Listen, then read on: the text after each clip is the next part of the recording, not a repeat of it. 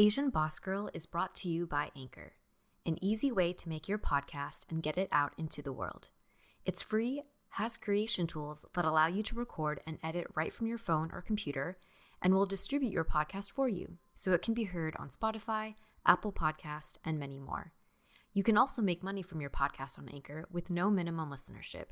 It's everything you need to make a podcast in one place. Download the free Anchor app or go to anchor.fm to get started. Here at ABG, Asian Boss Girl, we're big fans of music and audio content. Spotify is one of our favorite platforms. They have a huge catalog of podcasts on every topic, including the one you're listening to right now. On Spotify, you can follow your favorite podcast so you never miss an episode. If you're a premium user, you can download episodes to listen to offline. And you can easily share what you're listening to with your friends on Instagram. Download the Spotify app, search for ABG, Asian Boss Girl, or browse podcasts in the Your Library tab. Make sure to follow us so you never miss an episode of Asian Boss Girl. Welcome to ABG, Asian Boss Girl, a podcast for the modern-day Asian American woman. My name is Mel. I'm Janet. And I'm Helen.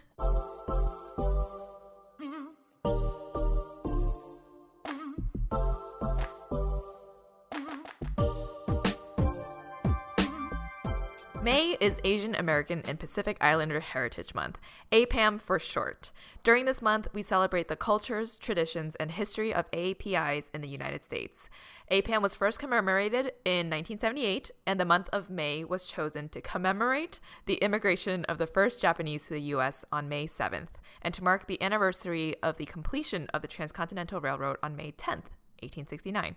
This country is very much shaped by the stories of immigrants from Asia and the Pacific and the native people of the Pacific Islands.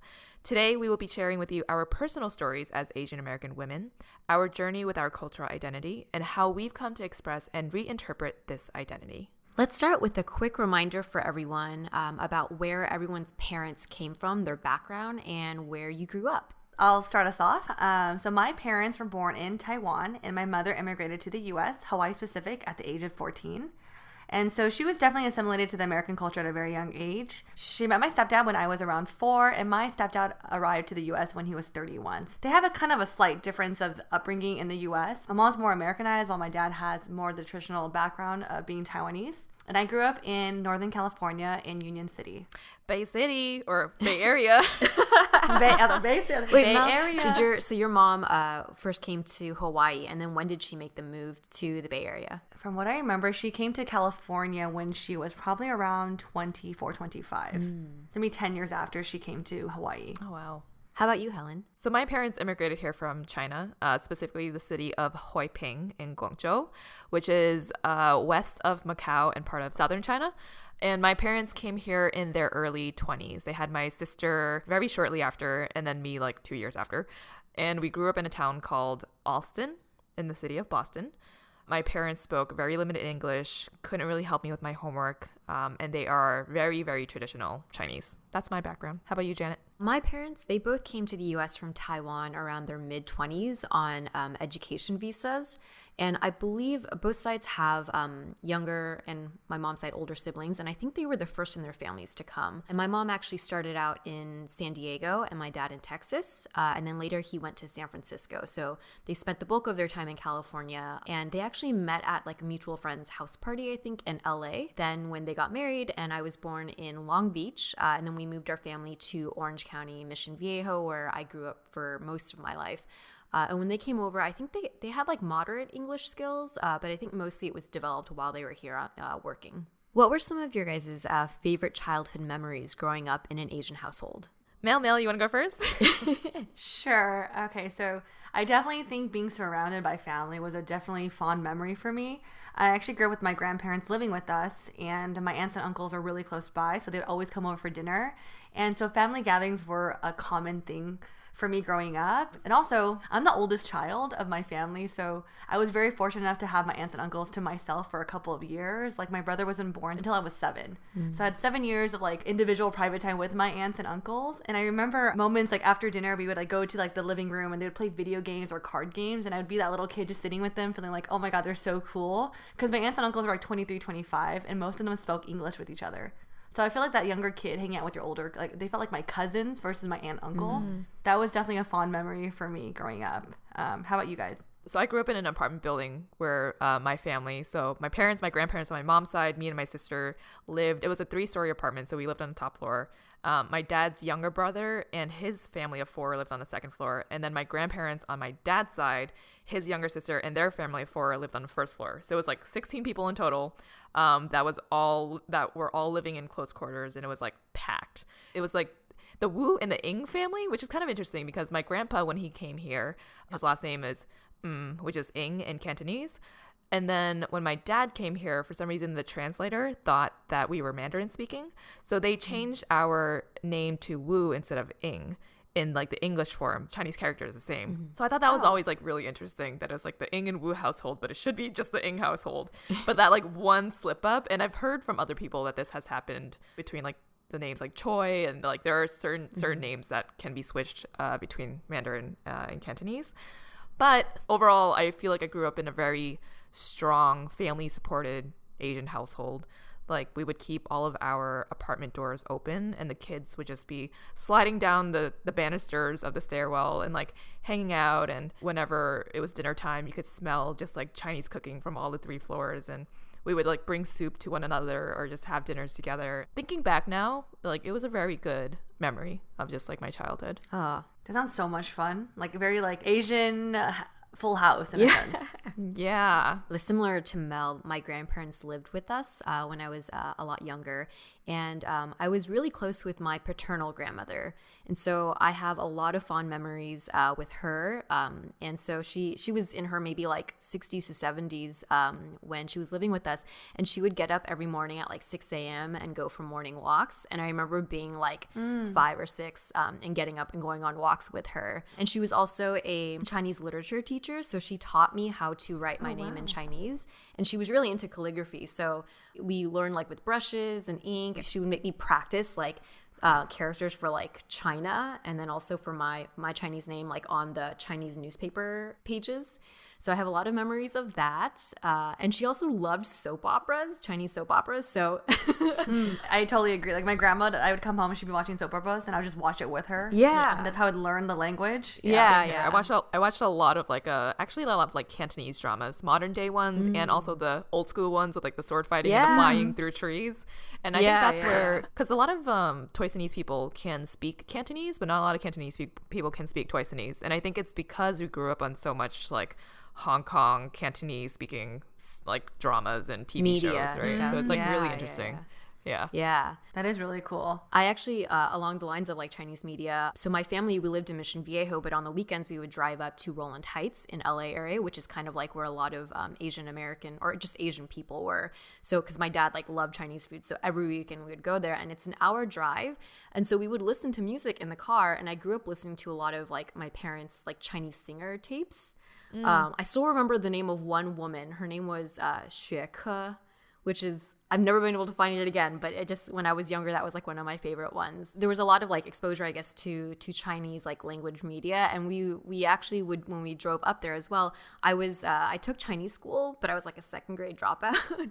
But the thing that I remember learning was singing head, shoulders, knees, and toes in Chinese. And I have memories of like our car rides up to LA area, and we would just sing it together as a family in the car. Oh my God, so cute. And then another kind of random memory that came to my mind as we were kind of like preparing for this episode, in Chinese culture, there's like a bunch of different holidays. And one of the ones that sticks out in my mind is the Moon Festival. Because I remember being like very young and my parents explaining to me, and my dad was like, I still remember he was like holding me, because I remember the perspective of like clinging onto his shoulders, and he was pointing to the moon, and he told me the story of like, I think it's a Chinese folklore tale of the princess and the rabbit that like went to the moon or something. Yeah. So I have memories of that, of those types of things. So I had like dreams about being that princess with the rabbit and being on the moon. Wow. And then I would stare into the moon and be like, I can see it. I can see the rabbit. Did you guys grow up like speaking the language in your home? Like, do you remember like how you learned English and how that transition happened? Yeah, I remember for me. So in my household, like we actually spoke Taiwanese. So my first language was Mandarin and Taiwanese. So like my grandparents would speak Taiwanese to my mom, and like definitely like Janet, like you, like my parents would blast Taiwanese or Chinese music, and like that was the first thing I picked up on. And like we watched a lot of variety shows and dramas. Yeah. There's a show called Happy Sunday. I think ISA TV and Wong Fu, they did like this like series based on these Asian shows where like it's like there's like these walls and you have to like act something out, and then the next person has to act on what like kind of like act what you acted, and it goes down the line. Like telephone. It's like telephone. Exactly. So I think for me, watching the shows really just enhanced my language. So like Mandarin and Taiwanese were like my first few languages. And then I learned English in preschool, and I didn't understand what they were saying in preschool because all I understood was Chinese. So did you learn from your classmates then? I learned from my classmates and my teachers, and like when I was 4, how to speak English. Wow. Yeah, I think that was the same for me. Chinese was definitely my first. Taiwanese was my first language, and I never went to Chinese school. I did take Mandarin in high school for 4 years, and that's why I can understand like 60 to 70% of like conversational Mandarin, but I can't really speak it. But I remember my grandpa, my mom's side, that lived with us in our apartment. He would always have like an hour of just like Chinese classes where he'd sit us down, and I like hated those classes because I was like, I don't know what these characters are. I barely know English. And I just remember like this distinct memory of he would always take, we had like a lot of loose leaf paper for some reason, and he would take it and create these like notebooks for us. So he would stack it all together and then cut it in half, stack the two halves together, and then hole punch it and like connect the notebook with like twine and create this like notebook for me to use as like my Chinese learning notebook. And I was like, Grandpa, we have notebooks. What are like, why are you doing this?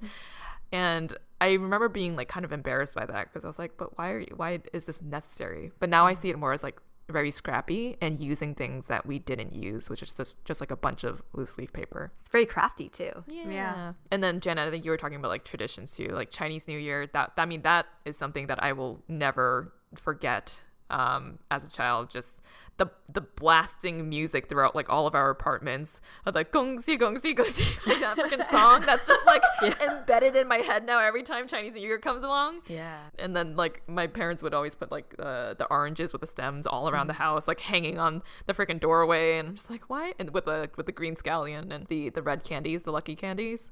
So that was a good memory too. Helen's family definitely is big on Chinese New Year. We were back in Boston around that time for an event, and I think it was back in February, and her house just felt very lively. There was so much food on the table. It felt very festive, and I would say it's very different than how I grew up because my family, we didn't really like hang things around the wall. The only thing we got was like, hongbao or red envelope, and all the kids are like, yay, money, and then we just eat certain things, but it's always just a dinner and red envelope for me. So very different than what you grew up on. Janet, was Chinese New Year for you kind of like Helen's family or kind of more like mine where it's more minimal? For me, actually, my mom's side, my maternal grandmother, they were really, really big on Chinese New Year. So I remember like going to their house, and they had like the portraits of like their fathers and mothers and that kind of a thing. And then I still remember the smell of the incense. So they would put out plates of like fruits and different snacks. And then, it was meant to be an offering. So we would do like the bowing with the incense, and then also like the bowing for the red envelopes. And my grandma was like a big cook. So she would make these like feast type meals. And I don't know, I still was like, what are the kind of typical Chinese New Year dishes that you would eat? The little like root vegetables with the thing that sticks out of it to represent a penis, so that fertility. Yeah. Well, I did not have that. You probably did, and no one ever explained it to you that that's what it was for. Or like steamed fish with steamed fish with the that sounds so good. Yeah, with the garlic and the scallions. But yeah, like Chinese food in general, like that is something that I absolutely just miss being at home. Like I definitely like the steamed fish, the sauteed garlic and vegetables, tomato and egg, the marinated pork with onions, and like bowls of, I remember, white rice. Like my mom now, she adds brown rice to it and mixes it together. Same. And I'm just like, oh my god, same. That's not my childhood. What's going on? Well, yeah, speaking of food, like what did you guys grow up eating, and like what type of meals can you remember? I remember distinctly, like, because when my grandparents used to live with us, we ate a lot more Chinese food, even like during breakfast, like traditional kind of like shifan, like porridge. So you would have that, and then you have all the little dishes, like some sardines, like dried pork sung, vegetables. Yeah, I don't know. What about you ladies? I think when Helen talked about the white rice, it's very like a distinct memory because I would always be the one that would help them cook it and like, Melody, can you press the button? I'm like, okay, I'll press the button. And my mom would always put like white rice and always put yams in the rice while it cooks. So when you open it and it's fresh, you always eat yam or sweet potatoes with your white rice. I think a reason for that also is because you don't want to have just white rice. So my mom will add like a little piece of vegetable or something in it because white represents the color of death. Yeah. So adding more stuff to it is supposed to put some color, I guess, life into it. Yeah. Actually, that makes a lot of sense. I had no idea about that. But I think like Janet, I grew up with my grandparents too. So on like special occasions, my grandma would make like mi fun or rice noodle, and you add like black vinegar to it. Or there's this thing that she would make with one of our Taiwanese friends. Oh my god, I was just thinking that. That was one of my favorite things growing up. Yeah. So she'd like take like glutinous rice with like soy sauce, mushrooms, dried shrimp, and veggies, and you'll wrap it in this like leaf, like a banana leaf, right? And you steam it, and then we eat it with this like sweet chili sauce. Oh, actually, yeah. Sounds so good. My grandma's bathtub was always had banana leaf in it because you have to soak it before you can use it. So I'd always be like, "Where do you shower? When do you shower?" And she would always be making jung and like and putting it into the freezer because you can freeze it and take it out whenever you want to. And even like when I moved here to LA, my mom brought over a suitcase full of frozen jung, and I'm just like, Mom, like I have food here, what the heck? But it's more of like an easily transportable thing that's homemade that that you can bring and share. Oh, that's nice. But we were speaking about language, and I grew up in a household that was pretty much predominantly all Mandarin, and I started learning English mostly through my mom before school because my parents, like, she did come here with some knowledge of English, even though it was very like kind of minimal. But my mom was like very aware of the language thing. So a lot of my early memories of being in elementary school was like going to the library all the time. Like she made it like a ritual for my sister and I to like check out books and like, nightly to read through stories. And she would put me through like summer classes around like writing programs because she was very like, adamant about like, okay, this language thing needs to be something that you pick up. Unfortunately, it kind of like flip-flopped, and I feel like now I used English so much that over the years it just transitioned where I just stopped, because before it would be like I go to school and I speak English, I come home and I speak Chinese still to my grandparents and my parents.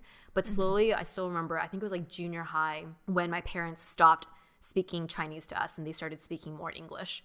And now it's like I'm at a place where I can understand most of Mandarin, but it's very hard for me to articulate or like have a conversation. I'm the same. Like, I think once I transitioned to English in preschool, my mom, like my household only speaks English.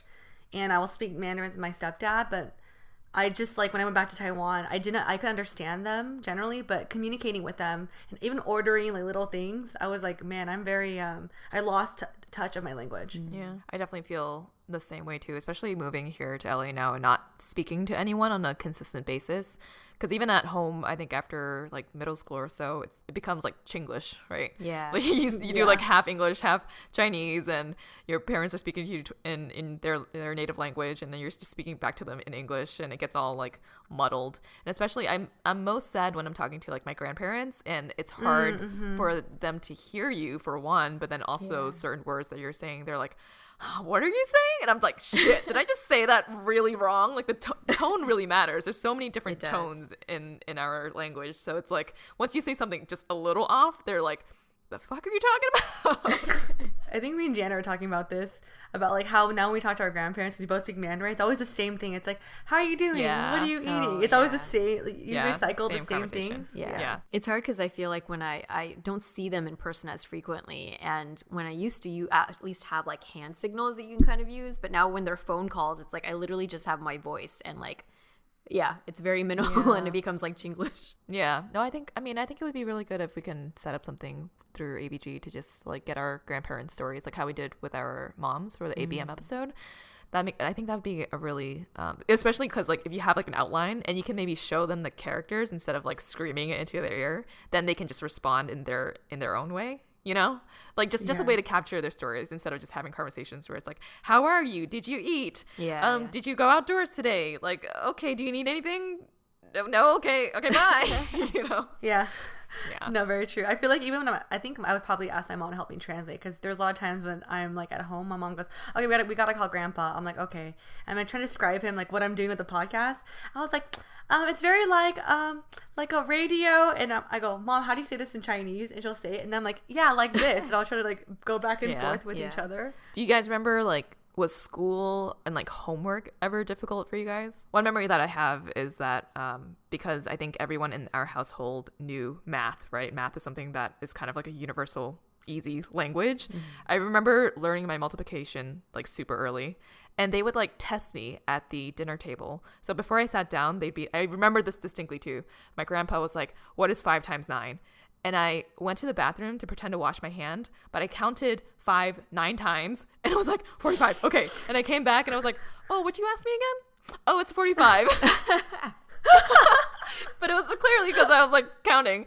But that was like one of the things that they pushed very hard on me, which is just like learn your math. Yeah, I definitely I have memories of before going into like formal schooling or after school or during the summers where my mom would give us we had a lot of those like workbooks, right? So everything from math to writing to the alphabet. I think as late as like second grade, I was still in ESL. So I have memories of like going through that. But I think in hindsight, like that really helped. And like English became one of my like favorite subjects later on. But yeah, definitely in the early years, it was like a struggle. Yeah, I feel like I remember in elementary school when I would go to my neighbor's house to like have fun or like kind of play with them. My mom goes, no, I gave you extra math problems.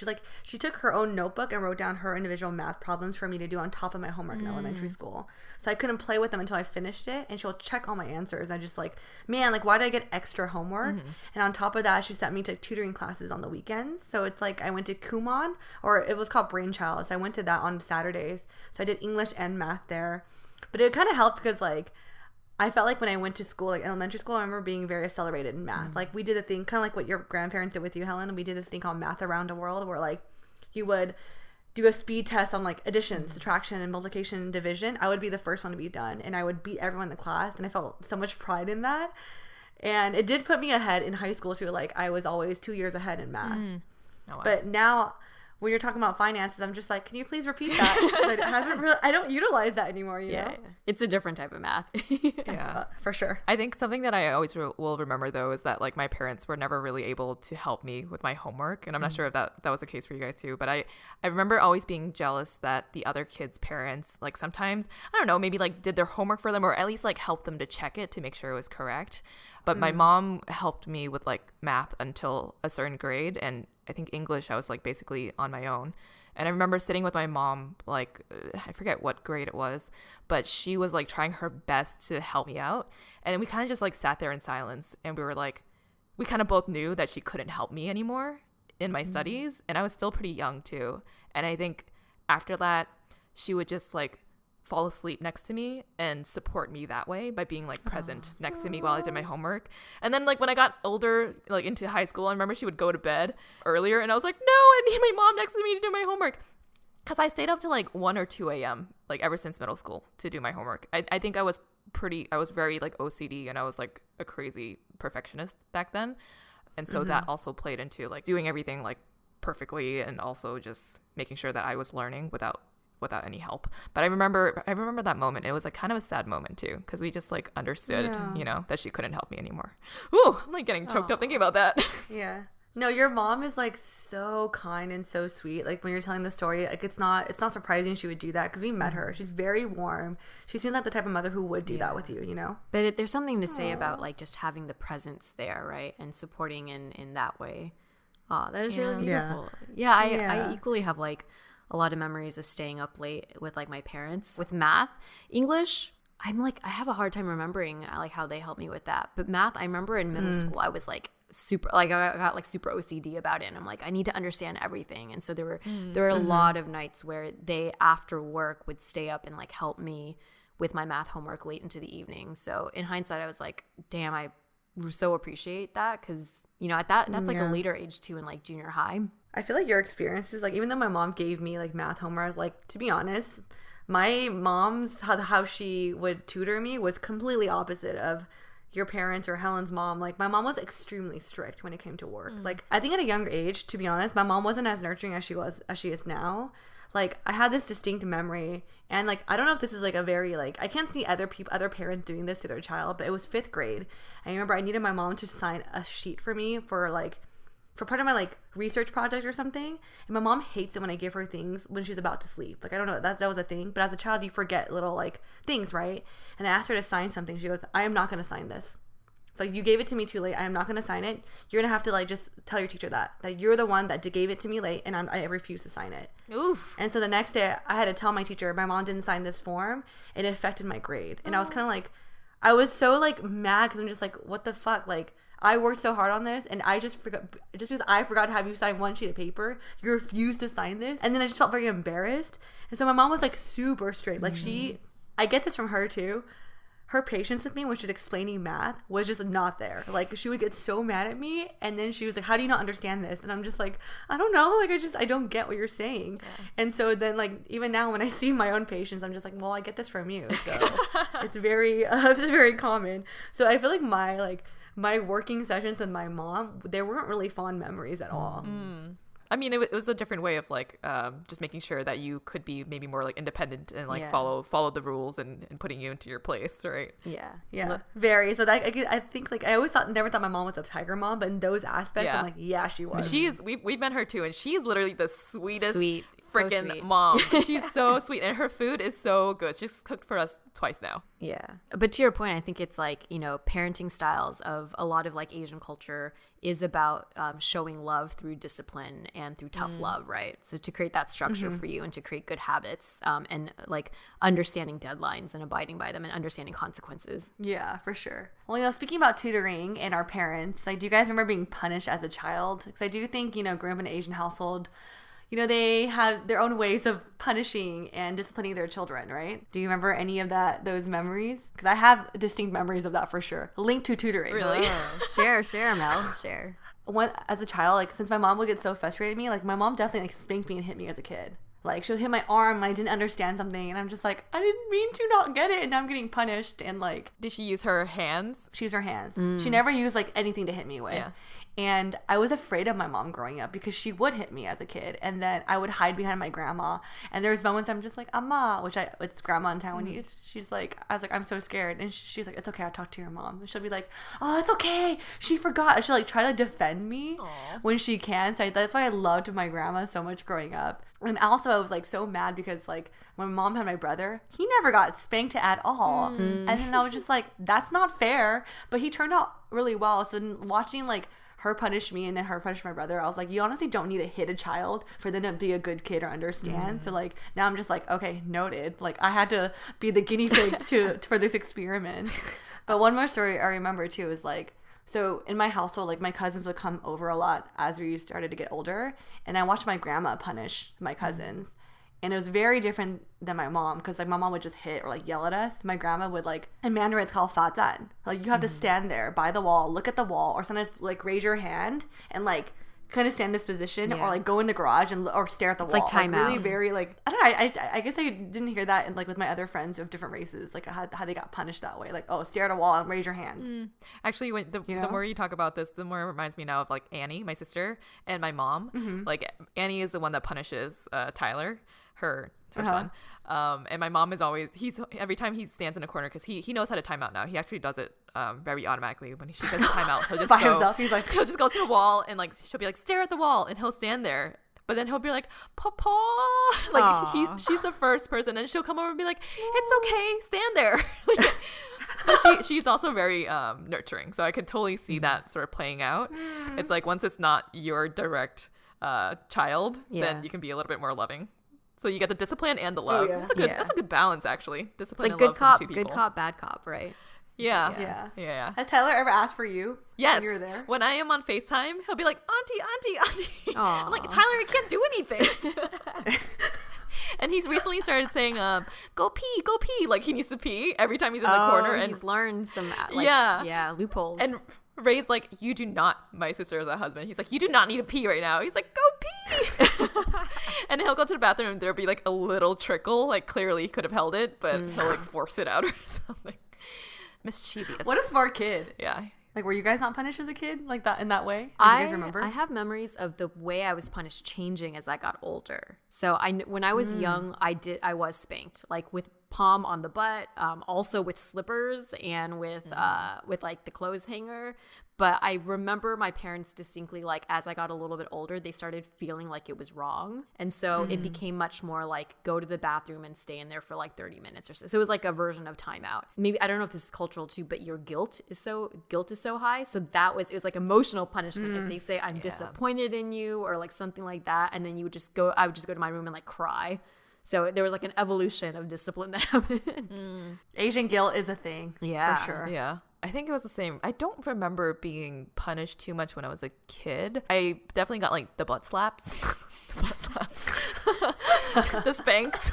The spanking. I know when I was in 7th and 8th grade, that's when I had like my very, very like bad period of my life when I was skipping school and smoking leaves, going to the forest to smoke stupid leaves, and that was like and stealing things too, and getting caught for stealing things, and they would have to come and get me from like Walmart or wherever I was. That's when they like hit me with like a hanger on my butt.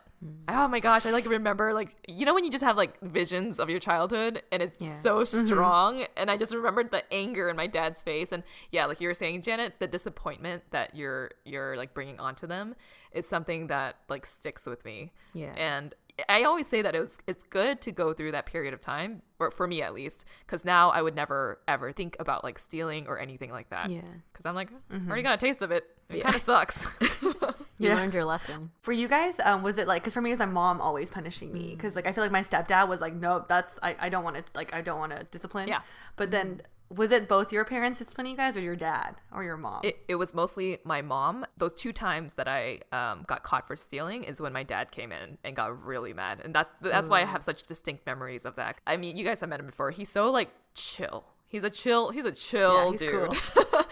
And to see him so angry, I was just like, oh my gosh, like this is a bad thing that I did, you know, and that really put me in check. Yeah, I think my mom was mostly the disciplinarian, and that usually worked for me. But with my sister was actually very, like, as a young kid, she was like super fussy. So when my mom couldn't handle her, then she would hand her to my dad. But for me, I was usually pretty obedient, so I feel like it was mostly with my mom. I wonder how you ladies are gonna be with your kids.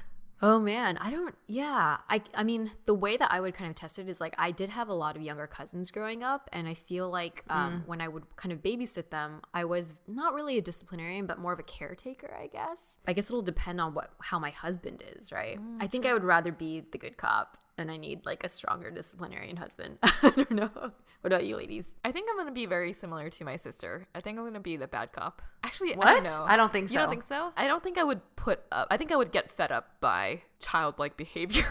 Really? I can see myself and my mom in the very nurturing, like, empathetic way, and then I can see myself and my sister just getting like fed up with, like, if they're constantly, like, if they're like throwing their clothes around or something, right? Then it's like you stand in the corner, you pick up your clothes. Yeah.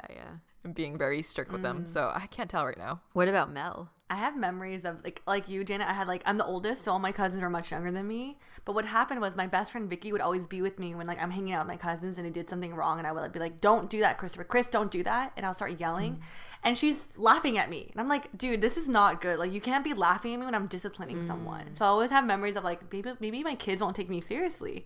You know? Actually, now that you mention that, I do remember, when I was younger with the younger cousins, I had my friends comment that I would, like, spoil them. So maybe I am going to be the softie. I don't know. Let's wait for episode 100.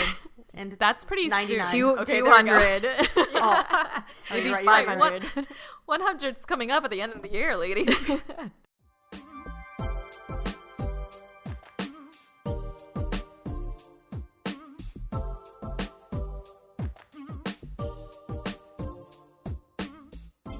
Skillshare is a sponsor of today's episode of Asian Boss Girl. We know our listeners are often busy with work, school, or side hustles, lots of external obligations. As always, we hope you are taking time to focus on you and develop your own interest. Skillshare is a great resource that offers classes designed for real life so you can move your creative journey forward without putting life on hold. You can learn and grow with short classes that fit your busy routine. They offer a wide variety of classes like iPhone filmmaking and design great stuff, how to make merch. Or if you're looking for more lifestyle classes, they offer everyday minimalism, find calm and creativity in living simply. Explore new skills, deepen existing passions, and get lost in creativity with classes from Skillshare. Skillshare is also incredibly affordable, especially when compared to pricey in-person classes and workshops. An annual subscription is less than $10 a month. Explore your creativity at Skillshare.com/ABG and get 2 free months of premium membership. That's right, Skillshare is offering Asian Boss Girl listeners 2 free months of unlimited access to thousands of classes. Head to Skillshare.com/ABG.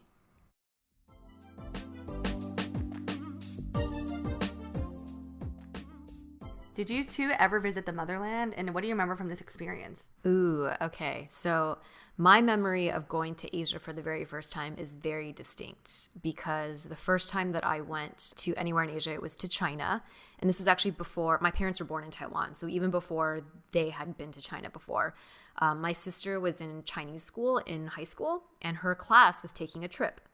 So I think I've said on the podcast before, we grew up in Orange County. So her entire Chinese class was like white people. Her Chinese teacher was a white man. What? Yeah, so they planned the trip and you were able to bring like family and friends along. My parents and my uncles and aunts decided that it would be nice if like myself and my cousins and my sister all went. So it was a very strange experience of going to China for the first time before my parents had even been to China with my sister's Chinese class of all white people.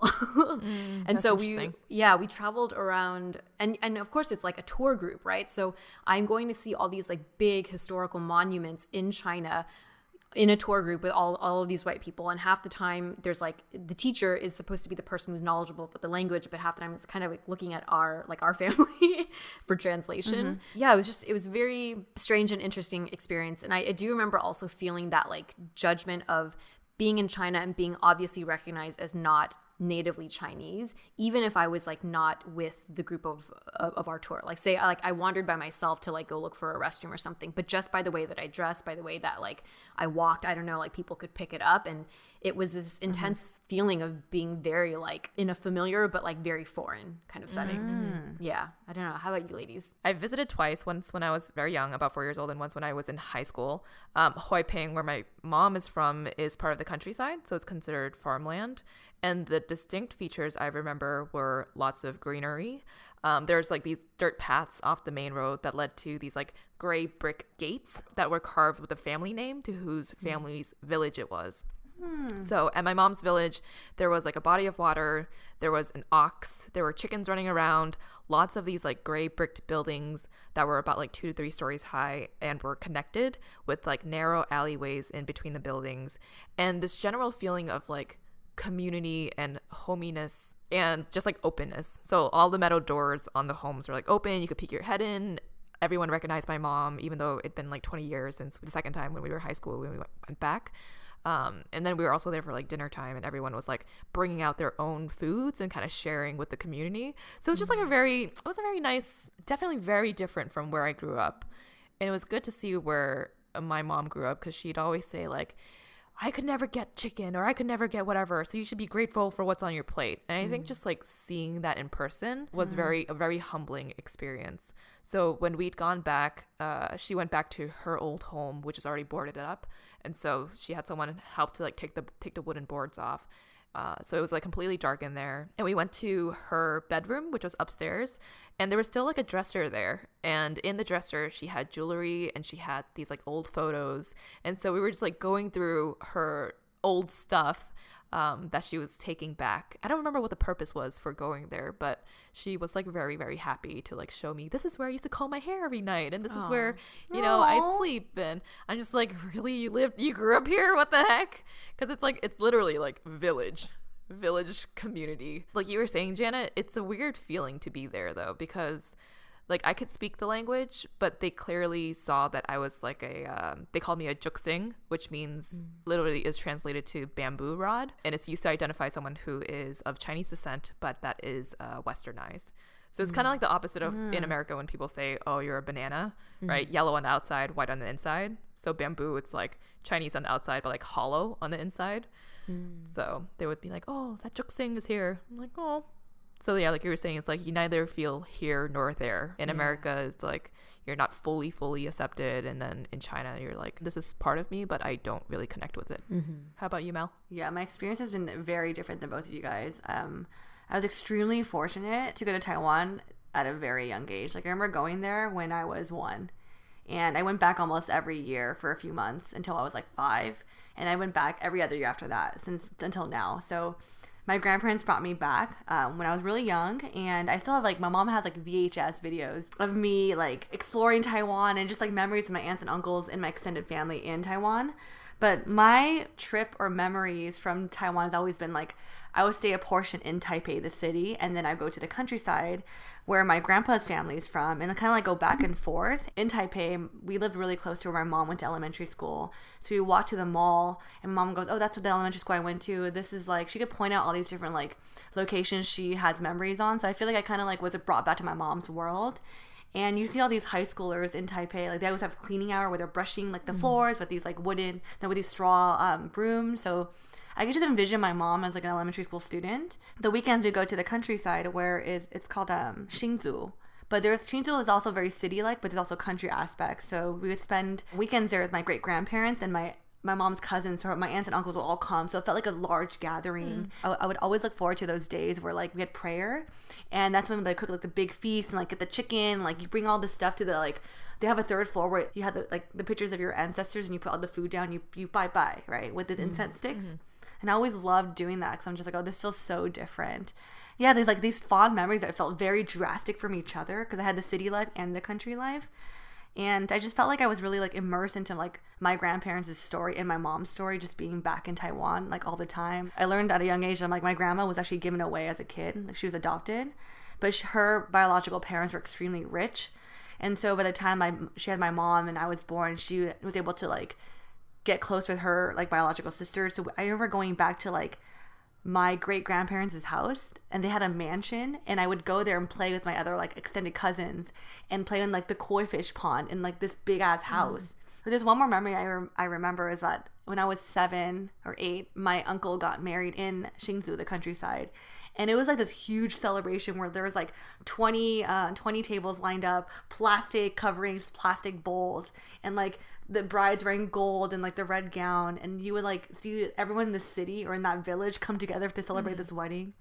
And my uncle, he always jokes around to this day, he's like, yeah, Melody, or you could have a wedding like me where I didn't know like 75% of the people there, but it was really cheap because you have the chef in the back just cooking all this gigantic meal for everyone. But yeah, I guess like looking back, you know, traveling to my motherland has brought me so much pride being, you know, Taiwanese American. Like it was just so much nostalgia there for me. I remember like specific places for breakfast my grandparents would take me, or like there's this pork chop rice place that I've been eating at since I was 4. And it's a place where I always go to when I'm back in Taiwan. I actually brought Helen there 3 years ago. It was I was so like, this good. is the place I ate at. Yeah.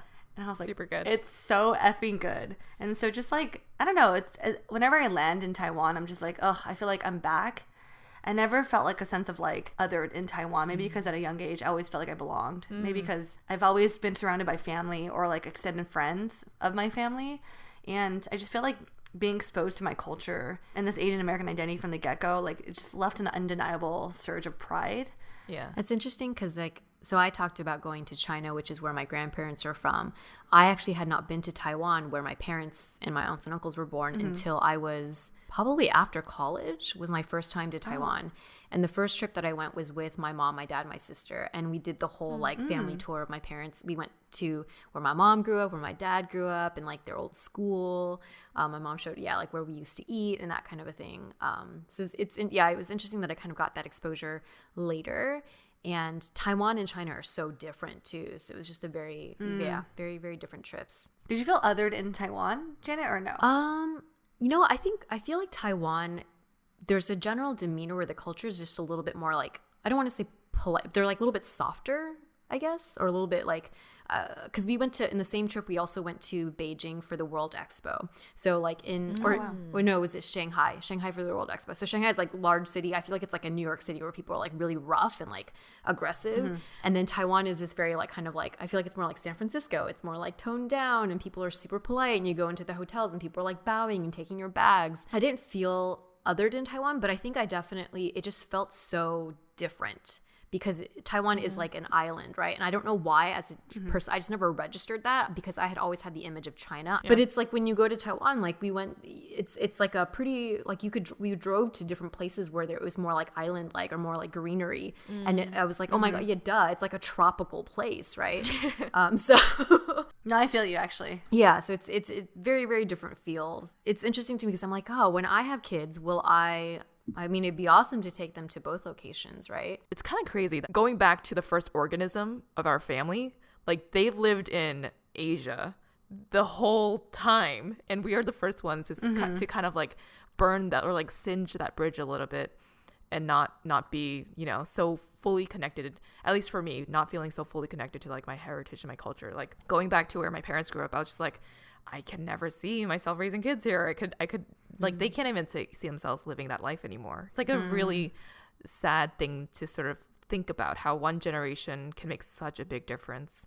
Yeah. I like looked at Philip yesterday as I was like thinking of this topic and I was like, I think I want to have a Chinese wedding now because I don't want to break those traditions. It is a very traditional thing to do. And I saw it more as like a place of just like saving time and money and all of this stuff. And I'm like, but maybe it is important to me that I continue to hold on to those traditions. I think you're right, Helen, because like down the line, your kids are going to be asking like, hey, mom and dad, can I see, the wedding photos? And you're like, oh, what is that banquet thing? And then you can explain to them what it is versus not even having it. They wouldn't even have that exposure to them, you know what I mean? I think I'm like in this very nostalgic, like weird place right now thinking about my culture and how separated I feel from it. And I'm like, I'm going to have a Chinese wedding. And then a year from now I'll be like, it's okay. I'll just do a tea ceremony.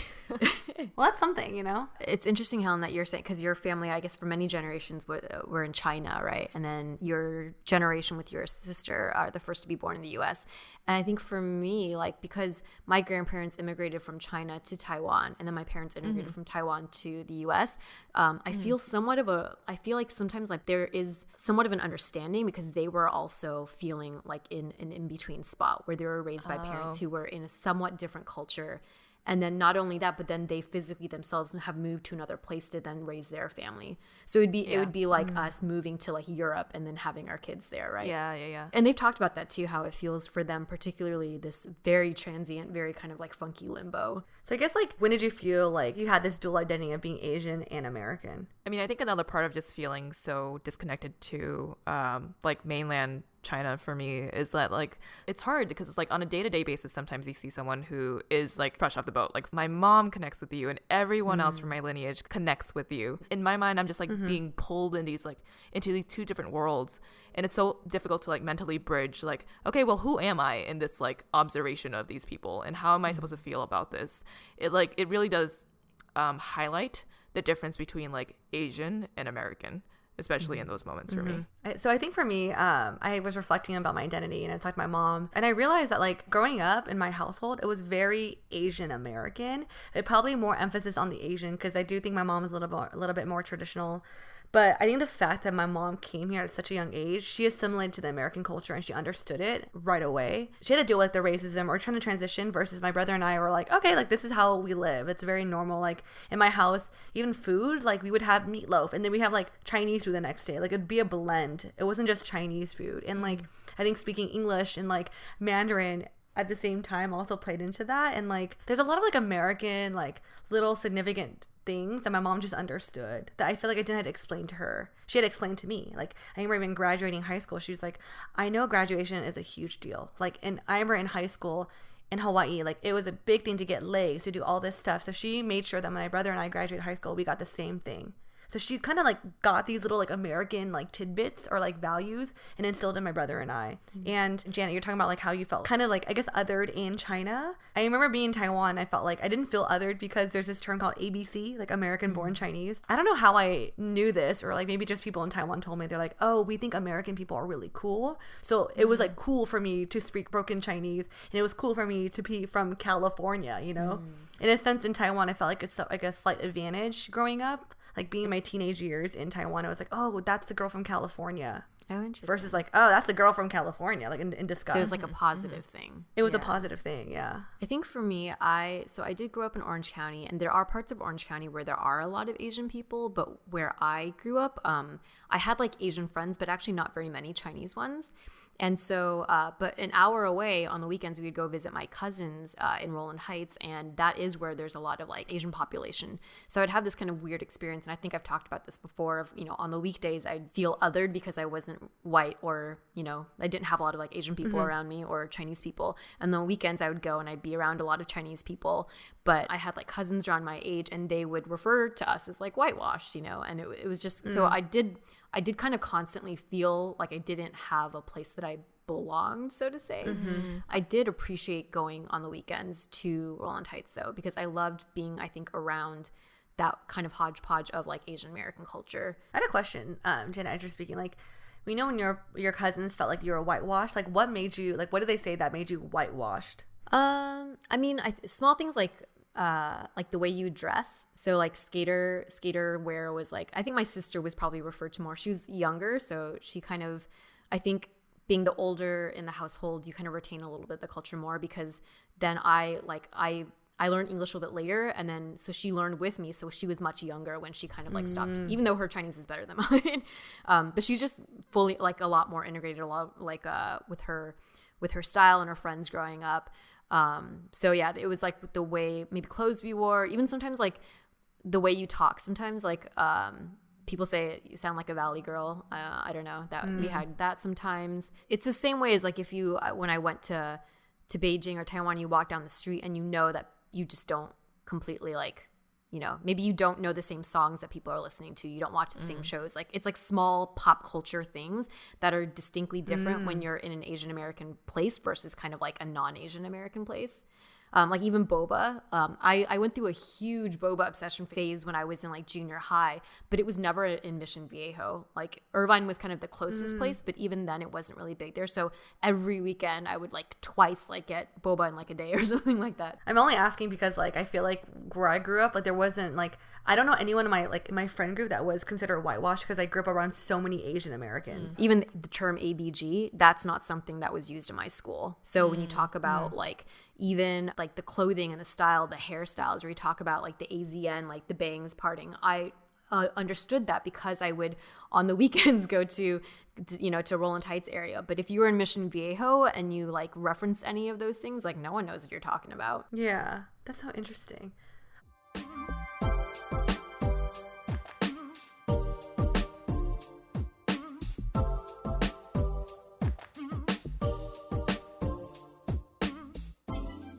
Oh man, ladies, there seems like there's so much to unravel and uncover in terms of our identity. I feel like we could do this in another episode. So hopefully we covered a lot of topics reflecting back on our childhood, being Asian American, from how we were raised by our family to, memories of being our motherland. So I hope you guys enjoyed this episode. I think one of my favorite things about this also is that even though we're three together doing this podcast and, on the outside we are Chinese, Taiwanese, Asian Americans living in Los Angeles, we have such nuanced and different stories. And it's so cool to hear each of your stories too, and just how different our parents were and where they grew up and our experiences visiting the motherland.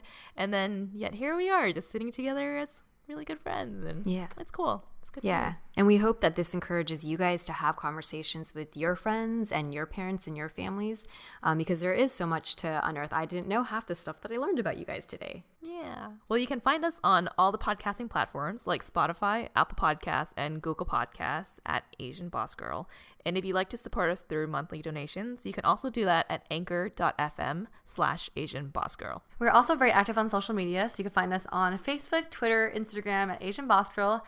And we just started a YouTube channel, so you can find us at Asian Boss Girl there as well. So we're trying something new. So let us know you're listening to our podcast by taking a screenshot of your phone, share on your IG story, and tag us. And you can even include your favorite quote, and we will restory. We also have some awesome partnerships that we're very happy to share with you all. I've been using BetterHelp, the world's largest online counseling platform, to take care of my own mental health, have a dedicated therapist who I can message anytime and meet with through weekly live sessions. It's been a really positive experience, so if you'd like to try it out as well, the details are in our show notes. Another partnership that we have going on is with Daily Harvest. They are an online food subscription service that provides healthy food and options delivered to your door. I love the smoothies, and they also have these really good harvest bowls. So it's a meal in a cup, and it makes it super simple. Damn, that sounds good. I've been also taking care of my health by using Ritual Vitamins, which is a daily multivitamin made especially for women. So if you guys want to try these out, you can also check the links and codes in our show notes. Thanks, guys, and we'll catch you on the next episode. Bye.